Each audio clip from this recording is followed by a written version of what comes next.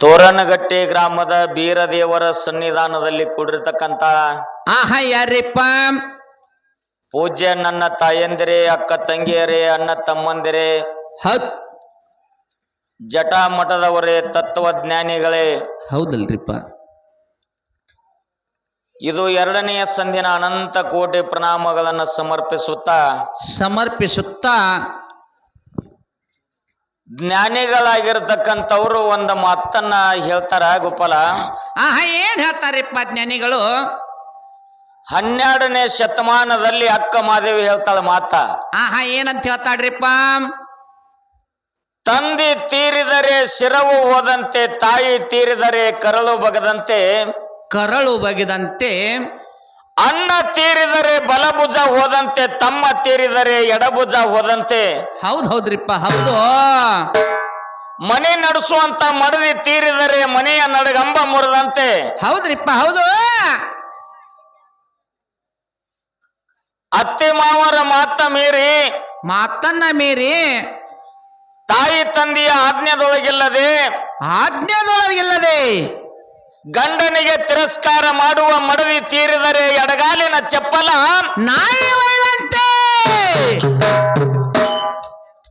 ತಾಯಿ ತಂದೆಗೆ ತಕ್ಕ ಮಗ, ಅತ್ತೆ ಮಾವಗ ತಕ್ಕ ಅಳಿಯ, ಸತಿಗೆ ತಕ್ಕ ಒಳ್ಳೆಯ ಪತೆಯ ಮನೆ ಮಾಡಿಸುವಂತ ಮಗ ತೀರಿದರೆ ಶ್ರೀಶೈಲ ಮಲ್ಲಿಕಾರ್ಜುನ ನಿನ್ನ ಶಿಖರ ಉಳ್ಳಿ ಕೆಳಗೆ ಬಿದ್ದಂತೆ. ಅಕ್ಕ ಮಾದೇವಿ ಇಷ್ಟು ಸುಂದರವಾಗಿರ್ತಕ್ಕಂಥ ಮಾತನ್ನ ಹೇಳಲ್ರಿಪ್ಪ, ಹೇಳುತ್ತಾ ಬಂದ್ರು. ಹೌದು. ಇವತ್ತಿನ ದಿವಸ ಬೆಂಕಿ ಹಚ್ಚುವುದು ಶ್ರೇಷ್ಠೋ ಅಥವಾ ಬೆಂಕಿ ಹಚ್ಕೊಳ್ಳೋದು ಶ್ರೇಷ್ಠೋ? ವಿಷಯ ಇಟ್ಟಾರಲ್ರಿಪ್ಪ ಸಿದ್ದನಗೌಡ್ರು 2 ವಿಷಯ ಇಟ್ಟಾರ. ಹೌದು. ಹಚ್ಚುವುದೇ ಶ್ರೇಷ್ಠ ಅಂತ ನಾವು ಪಾಲ ಹಿಡ್ಕೊಂಡ ವಿಷಯ ಪ್ರತಿಪಾದನೆ ಮಾಡಿದ್ದೀವಿ. ಹೌದು, ಮಾಡಿದೀವಲ್ರಿಪ್ಪ ಗುರುಜಿ ಅವರ. ನಮ್ಮ ಕಾರ್ಕಲ್ ಜಾಕೀರ್ ಸಾಹೇಬರು ಹಚ್ಕೊಳ್ಳೋದೇ ಶ್ರೇಷ್ಠ ಅಂತ ಅವ್ರು ವಾದ ಮಾಡಾಕತ್ಯಾರ. ವಾದ ಮಾಡ್ಯಾರಲ್ರಿಪ್ಪ. ವಿಷಯ ಎಲ್ಲಿ ತಂದಿಟ್ರವ್ರು? ಎಲ್ಲಿ ತಂದಾರಿಪ್ಪ ಗುರುಗಳ? ನಾವ ಮೂಲ ಪಾಯ ಎಲ್ಲಿ ಹಾಕಿದೇವಪ್ಪ ಅಂತಂದ್ರೆ 84 ಲಕ್ಷ ಜೀವರಾಶಿಗಳಲ್ಲಿ ಇದು ಮನುಷ್ಯ ಜನ್ಮ ಶ್ರೇಷ್ಠದ. ಪೃಥ್ವಿ, ಆಪ, ತೇಜ, ವಾಯು, ಆಕಾಶ ಪಂಚಮಹಾಭೂತದ ಶರೀರ ತಯಾರಾಗಬೇಕಾದ್ರೆ ಈ 3.5 ಮೊಳದ ಶರೀರದೊಳಗ ಬೆಂಕಿ ಇಟ್ಟಾನ, ನೀರು ಇಟ್ಟಾನ, ಗಾಳಿ ಇಟ್ಟಾನ. 9 ದ್ವಾರಗಳನ್ನ ಬಂದ ಮಾಡಿದಾಗ ಇಲ್ಲಿ ಗಾಳಿನೇ ಆಡಲಿಲ್ಲ ಅಂತಂದ್ರೆ ಇದು ಇಂಜನ್ ನಿಂದಿರ್ತದ ಮಹೇಶ. ಹೌದಾ? ಹೌದು. ಇನ್ನು ಮುಂದೆ ನೀರು ಇರಲಿಲ್ಲ ಅಂತಂದ್ರೆ ಇದು ಇಂಜನ್ ನಿಲ್ತದ. ಇದ್ರ ಒಳಗೆ ಬೆಂಕಿ ಕೂಡ ಇರ್ಲಿಲ್ಲ ಅಂತಂದ್ರ ಅಲ್ಲೂ ಇಂಜನ್ ನಿಂದಿರ್ತದ. ಈ ಸೃಷ್ಟಿಕರ್ತ ಪರಮಾತ್ಮ ಈ ಇಂಜನ್ ತಯಾರು ಮಾಡಿದ ಏನು ಬೆಂಕಿ ಹಚ್ಚಿ ಈ ಬೆಂಕಿ ಹೊತ್ತಿಸಿ ಬಿಟ್ಟಾನಲ್ಲ, ಇದು ಎಂದೂ ಆರುದು ಇಲ್ಲ.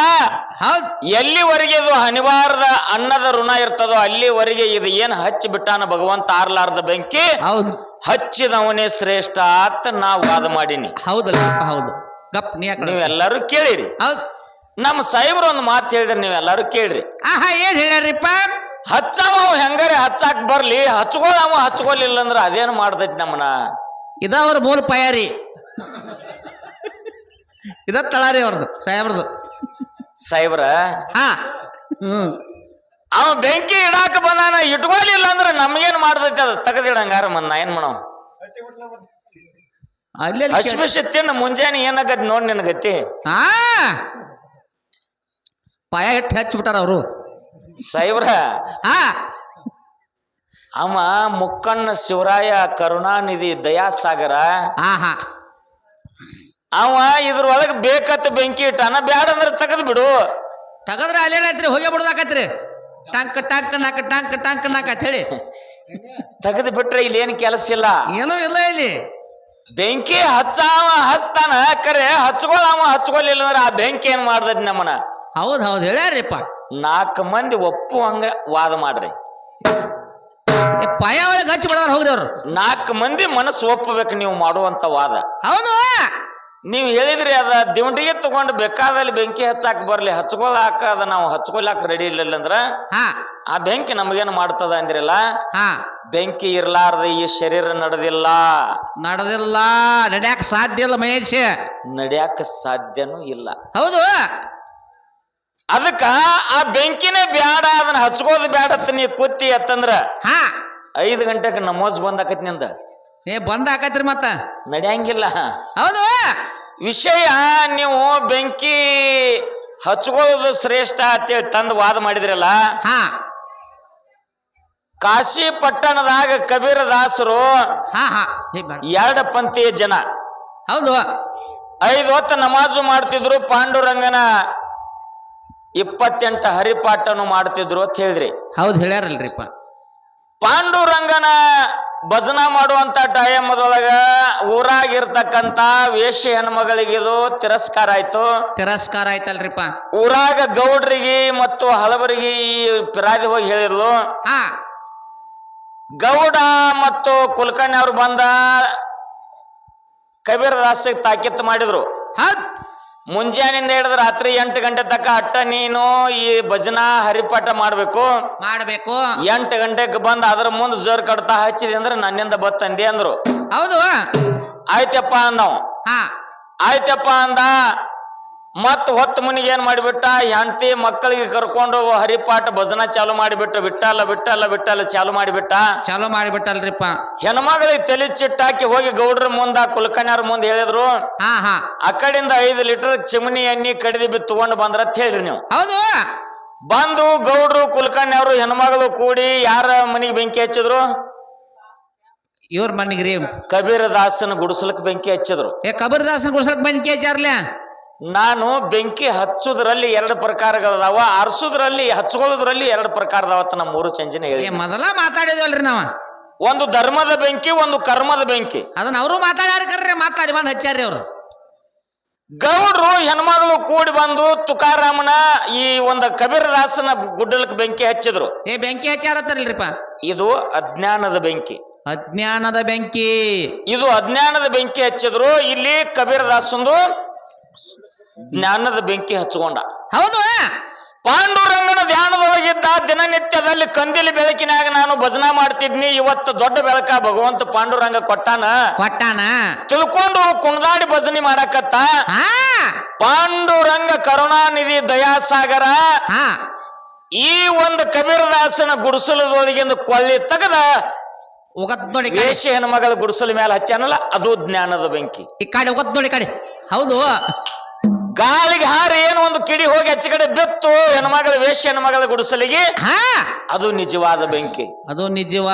ಅವಾಗ ಗೌಡ ಇಟ್ಕೊಂಡಿರ್ತಕ್ಕಂತ ವೇಶ್ಯ ಹೆಣ್ಮಗಳು ಕಬೀರದಾಸಿಗೆ ಬೈತಾರೆ. ಕಬೀರ, ನಿನ್ನ ಗುಡಿಸಲಕ್ಕ ನಾವು ಬೆಂಕಿ ಹಚ್ಚಿದೇವು, ನನ್ನ ಗುಡಿಸಲಕ್ಕ ನೀ ಬೆಂಕಿ ಹಚ್ಚಿದೇವೋ ಅಂತಂದಾಗ ಏನತ್ತಾನ್ರಿಪ್ಪ ಕಬೀರದಾಸ್ ಹೇಳ್ತಾನ. ಏನಂತ ಹೇಳ್ತಾನ್ರಿಪ್ಪ? ನಿನ್ನ ಇಟ್ಕೊಂಡಂತ ಮಾಲಕ್ಕ ನನ್ನ ಗುಡಿಸಲಕ್ಕೆ ಬೆಂಕಿ ಹಚ್ಚಾನ, ನನ್ನ ಗುಡಿಸಲಕ್ಕೆ ಬೆಂಕಿ ಹಚ್ಚಾನ. ನನ್ನ ಇಟ್ಕೊಂಡಂತ ಮಾಲಕ್ಕ ನಿನ್ನ ಗುಡಿಸಲಕ್ಕೆ ಬೆಂಕಿ ಹಚ್ಚಾನ. ಹೌದು. ಕಣ್ಣಿಗೆ ಕಾಣುವಂಗ ಅಜ್ಞಾನದ ಬೆಂಕಿ ಗೌಡ ಹಚ್ಚಾನ. ಇಲ್ಲಿ ಹಚ್ಚಾನಲ್ರಿಪ್ಪ ಕಬೀರದಾಸನ ಮನೆಗೆ. ಕಣ್ಣಿಗೆ ಕಂಡಿಲ್ಲ, ಕೈಗೆ ಸಿಕ್ಕಿಲ್ಲ, ಯಾರಿಗೂ ನೋಡಾಕ ಅವ್ ಕಾಣಲಾರದಂತ ವಸ್ತು ಪರಮಾತ್ಮ ತಂದಲ್ಲಿ ಜ್ಞಾನದ ಬೆಂಕಿ ಹಚ್ಚಾನ. ಬಂದ ಹಚ್ಚಿ ವೇಶ್ಯ ಹೆಣ್ಮಗಳ ಗುಡಿಸಲು ಸುಟ್ಟದ, ವೈರಾಗ್ಯ ಬಂದದ. ಅದೇ ವೇಶ್ಯ ಹೆಣ್ಮಗಳ ಮುಂದೆ ಕಾಣು ಪಾತ್ರ ಆದಳ ತಂದೆಲ್ಲ. ಪಾಂಡುರಂಗ ಬೆಂಕಿ ಹಚ್ಚಲಿಲ್ಲ ಅಂದ್ರೆ ಆಕಿಗೆ ವೈರಾಗ್ಯ ಬರ್ತಿತ್ತೇನು? ಇಲ್ಲ. ಬರ್ತಿತ್ತೇನು? ಗೌಡ ಬೆಂಕಿ ಹಚ್ಚುದ್ರಿಂದ ಅವ್ರ ಸಂಸಾರ ಹಾಳಾಯ್ತು. ಪಾಂಡುರಂಗ ಬೆಂಕಿ ಹಚ್ಚುದ್ರಿಂದ ಆ ವೇಶ್ಯ ಹೆಣ್ಮಗಳ ಕಾಣು ಪಾತ್ರ ಅಂತೇಳಿ ದೇವರಾದ್ಲು. ಹೌದಲ್ರಿಪ್ಪ. ಹೌದು. ಹಚ್ಚಿದಂತ ಅವ್ನು ಪಾಂಡುರಂಗ ಹಚ್ಕೊಂಡಕ್ಕಿ ವೇಶ್ಯ ಹೆಣ್ಮಗಳ.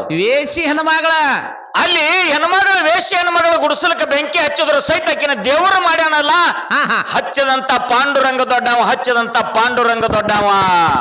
ಹೌದ್ರಿಪ್ಪ. ಹೌದು ಸಾಹೇಬ್ರ. ಮೊದಲ ಆಯಾದಾಗಿರ್ಲಿ ಮನಿ ಪಾಯಾಗ ಹಚ್ಚಿಲ್ರಿ.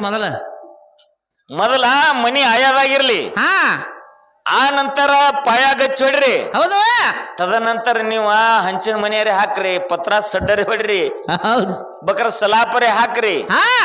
ಖರೆ ಮೊದಲ ಆಯಾ ಪಾಯ ಗಚ್ಚಿರ್ಲಿ ಗಚ್ಚಿ ಬೇಕ್ರಲ್ಲ ಹೆಂಗ ಇಲ್ಲಿ ಹಾ ನಾ ಮೊದಲ ಮೂಲತಾದಲ್ಲಿ ಪಾಯ ಹಾಕಿನಿ ಹೌದಲ್ರಿಪ್ಪ ಪಂಚಮಹಾಭೂತದಕ್ಕ ಶರೀರಕ್ಕ ಈ ಭಗವಂತ ಬೆಂಕಿ ಇಟ್ಟಾನಲ್ಲ ಹಾ ಇದು ಎಲ್ಲಿವರೆಗೆ ಇರ್ತದೋ ಅಲ್ಲಿವರೆಗೆ ಹೌದು ಇದು ಎಂದೂ ಆರುವಂತದಲ್ಲ ಆರೋದಲ್ರಿಪ್ಪ ಈ ಕಿಚ್ಚ ಎಣ್ಣೆಂದು ಆರುವಂತದಲ್ಲ ಏ ಆರೋದಲ್ರಿಪ್ಪ ಕಿಚ್ಚಿನಲ್ಲಿ ಪ್ರಕಾರಗಳದಾವ ಹಾ ಇದು ಊಟ ಮಾಡು ಮುಂದ ಅವಳು ಚವಳು ತಿಂದಿರ್ತೀವಿ ನಾವು ಏ ತಿಂದಿರ್ತೀವಲ್ರಿಪ್ಪ ದಗದ ಸಂಬಂಧ ಹೌದು ಇದೆಲ್ಲ ಬೇಯಿಸಿಲತ್ತೇಳಿ ಭಗವಂತ ಕಿಚ್ಚಿಟ್ಟಾನ ಒಳಗ ಹೌದು ಫಿಲ್ಟರ್ ಮಾಡಾಕ ಇನ್ನೊಂದು ಕಿಚ್ಚ ಐತಿ ನೋಡ್ಬೇಕ ನೀ ಮತ್ತೆ ಅಂತ ಕೆಚ್ರಿ ಅದ ಮಗಲಾಗಿ ನಾವ್ರು ಯಾರ್ಯಾರ 4 ಎಕರೆ ಭೂಮಿ ತಗೊಂಡ್ರಂದ್ರ ಒಂದು ಟ್ರ್ಯಾಕ್ಟರ್ ತಗೊಂಡ್ರಂದ್ರ ಒಂದ್ 2 ಜೋಡಿ ಎತ್ತ ತಗೊಂಡ್ರಂದ್ರ ಆ ಕಿಚ್ಚತೈತಿ ನೋಡ್ಬೇಕು ಅದು ಹೊಟ್ಟಿ ಕೆಚ್ಚದಾರ್ರಿ ಅದಕ್ಕ ಅದು ಅಜ್ಞಾನದ ಹೊಟ್ಟೆ ಕಿಚ್ಚ ಹೌದ್ ಆ ಕಿಚ್ಚ ನಮ್ಮಲ್ಲಿ ಇರಬಾರ್ದು ಇರಬಾರ್ದು ಇಲ್ಲಿ ಜ್ಞಾನದ ಕಿಚ್ಚಿರ್ಬೇಕು ಪುಣ್ಯಾತ್ಮರೇ ಆಹಾ ಇನ್ನೊಬ್ಬರನ್ನ ಉದ್ಧಾರ ಮಾಡುವಂತ ಕಿಚ್ಚಿರ್ಬೇಕು ಆಹಾ ಇನ್ನೊಬ್ಬರ ಜನ್ಮ ಉದ್ಧಾರ ಮಾಡುವಂತ ಕಿಚ್ಚ ನಮ್ಮಲ್ಲಿ ಇರ್ಬೇಕು ಇರ್ಬೇಕಲ್ರಿಪ್ಪ ಒಬ್ಬರ ಮನೆ ಹಾಳು ಮಾಡುವಂತ ಕಿಚ್ಚ ಇರಬಾರ್ದು ಇರಬಾರದು ಹೌದ್ ಅನ್ನುವಂತ ಮಾತನ್ನ ಹೇಳುತ್ತಾ ಆಹಾ ಇವತ್ತಿನ ದಿವಸ ಏನ್ರಿಪ್ಪ ಒಂದೇ ಒಂದು ಮಾತ ಆಹಾ ಯಾವ್ದ್ರಿಪ್ಪ ಅದು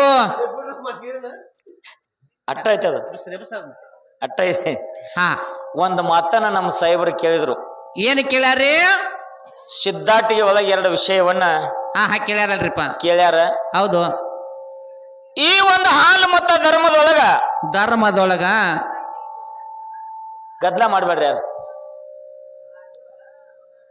ದೇವರಿಗೆ ಹರಕೆ ಹೊತ್ತು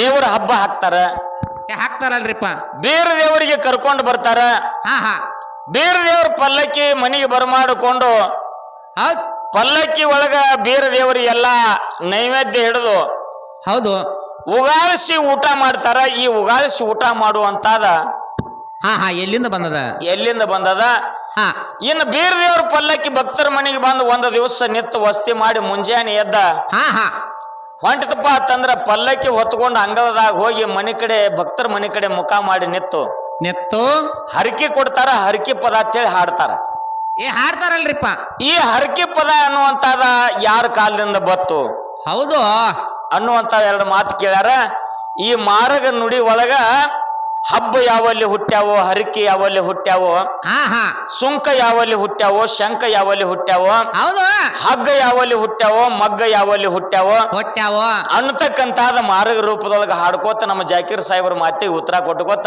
ಹೋಗೊಂಡ್ರಲ್ಲ ಹೋಗೋನು ಪೂಜ್ಯ ತಾಯಂದಿರೇ ನನ್ನ ಗುರುಬಂಧುಗಳೇ ತಾವೆಲ್ಲರೂ ಶಾಂತ ರೀತಿಯಿಂದ ಕುಂತ ಕೇಳ್ಬೇಕಂತ ನಮ್ಮೆಲ್ಲರಿಗೂ ಶರಣು ಶರಣಾರ್ಥಿಗಳು ಹೌದಲ್ರಿಪ್ಪ ಹೌದು ಮೂಡಲಿಗೆ ತಾಲೂಕ